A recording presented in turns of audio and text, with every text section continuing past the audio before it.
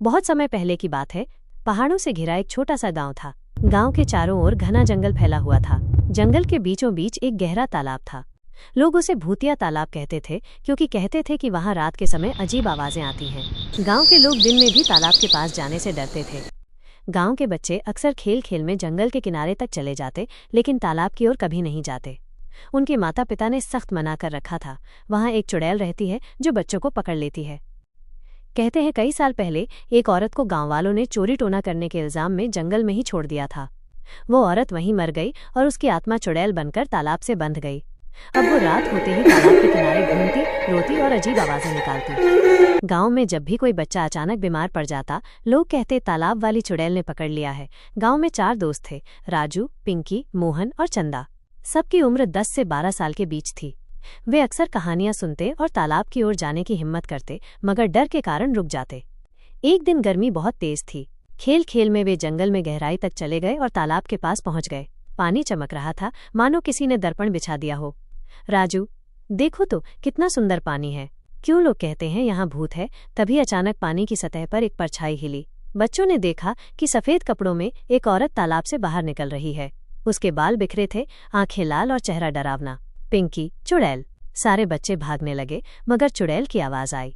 चुड़ैल, डरावनी और धीमी आवाज में, रुको, डरो मत, मुझे तुम्हारी मदद चाहिए।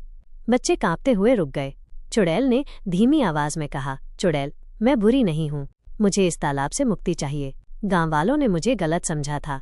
जब तक कोई मासूम बच्चा मेरी बात लोगों तक नहीं पहुंचाएगा, मैं इस जगह बंधी रहूंगी। बच्चों को उस पर थोड़ी दया आई, मगर डर अब भी बाकी था।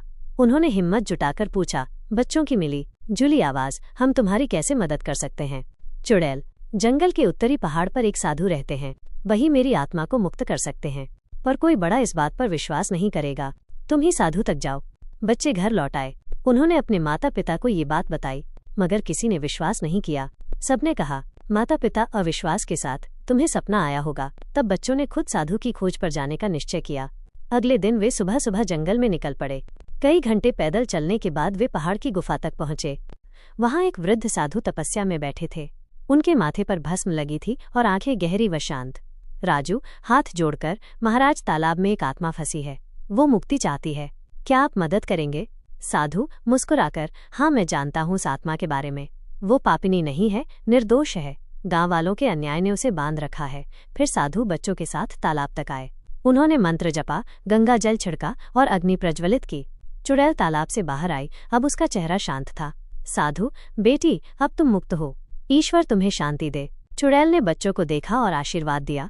चुड़ैल, शांतिपूर्ण आवाज में, तुम्हारी हिम्मत ने मुझे मुक्ति दिलाई, तुम सब जीवन भर सुखी रहो। फिर वो रोशनी में बदल गई और आकाश में विलीन हो गई। तालाब का पानी अब बिल्कुल साफ और पवित्र लग रहा था।